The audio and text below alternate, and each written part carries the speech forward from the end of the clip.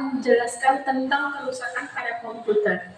Komputer melakukan sebuah perangkat elektronik yang dapat bekerja layaknya manusia. Dengan komputer, kamu dapat melakukan perhitungan, pengetikan, penyimpanan data dengan cepat. Semakin berkembangnya teknologi menggunakan komputer, juga semakin canggih saat ini dengan komputer. Kamu dapat membuat toko online sampai merancang sebuah robot komputer seperti manusia yang bisa sakit. Dalam komputer, kerusakannya juga bermacam-macam, dari yang ringan sampai yang parah. Dalam sebuah sistem komputer, jika komputer mengalami kerusakan, akan ada sebuah tanda di sini. Teknisi komputer bisa memeriksa tanda-tanda kerusakan yang dialami komputer. Dengan mendeteksi tanda tersebut, teknisi dapat memecahkan masalah yang terjadi pada komputer tersebut. Sebelum saya menyebutkan kerusakan pada komputer, di sini saya akan menyebutkan komponen pada CPU. Central Processing Unit. CPU adalah sebuah unit proses yang paling utama dalam sebuah perangkat komputer. CPU berfungsi untuk menerima dan melaksanakan perintah dan data perangkat lunak. 1. Casing. Casing adalah bagian paling luar dari pipi yang sering disebut juga sebagai CPU.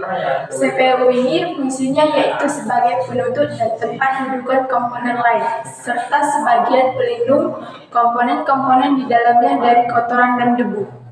2. Prosesor. Prosesor merupakan otak atau induk dari setiap proses pada komputer. 3. Motherboard. Motherboard merupakan sebuah papan sirkuit yang berfungsi sebagai tempat dudukan komponen elektronik atau komponen komputer lainnya. 4. RAM. RAM adalah akses memori, merupakan sebuah memori utama komputer yang berfungsi sebagai tempat penyimpanan data yang telah diproses oleh proses sebelumnya dilanjutkan ke bagian lainnya yang membutuhkan. Oleh sebab itu, RAM juga sering disebut sebagai memori penyimpanan sementara. Hard disk. Hard disk berfungsi sebagai tempat penyimpanan data secara konvensional yang umumnya digunakan. VGA. VGA card atau Video Graphic Editor merupakan komponen yang berfungsi untuk mengubah data grafis untuk ditampilkan ke monitor. Slot RAM. Slot RAM fungsinya sebagai tempat meletakkan RAM. CD-ROM. CD-ROM merupakan tempat membaca sekaligus memburning data berupa file, dokumen, foto, audio, hingga video ke CD atau DVD. Power supply. Power supply adalah untuk mengubah tegangan, mengubah daya dan mengatur daya bagi tegangan output atau mengubah arus dari tegangan listrik supaya tidak melebihi batas maksimal pada sebuah perangkat. Trouble shooting. Sedikit gangguan merupakan pencerahan sumber masalah secara sisi teratasi sehingga masalah tersebut dapat diselesaikan.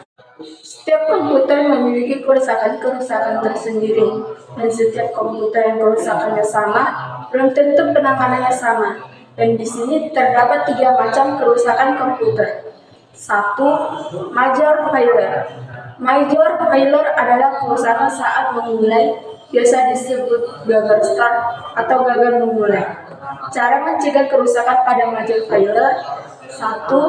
Periksa kontak kelistrikan harus selalu baik. Stop kontak yang sudah kendor harus diganti. 2. Gunakan stabilisator tegangan atau sering disebut scaffold, baik secara terpusat atau tersendiri di setiap komputer. 3. Gunakan UPS untuk mengantisipasi sering terjadi pemadaman dari pihak PLN. 4. Jika memungkinkan, sediakan generator set atau genset sebagai penyediaan listrik cadangan. Minor failure.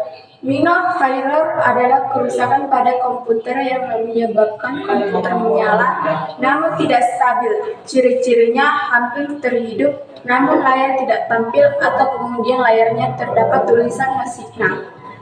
Cara pencegahan minor failure yaitu seperti 1. Periksa power supply setiap seminggu sekali. 2. Periksa juga kabel VGA setiap seminggu sekali.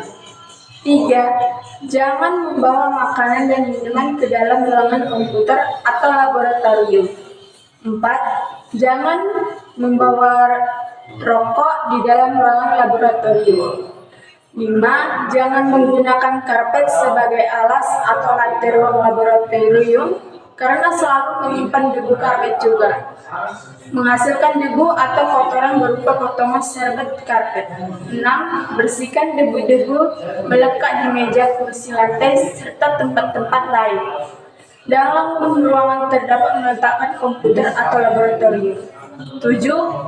Bersihkan juga debu-debu yang melekat pada casing komputer, keyboard, mouse, monitor, dan printer.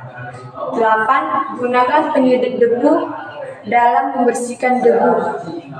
Jangan menggunakan kemoceng atau sapu atau kuas karena hanya menghamburkan debu. 8. Bersihkan juga RAM menggunakan penghapus apabila kotor. 9. Bersihkan cloud GPU setiap seminggu sekali.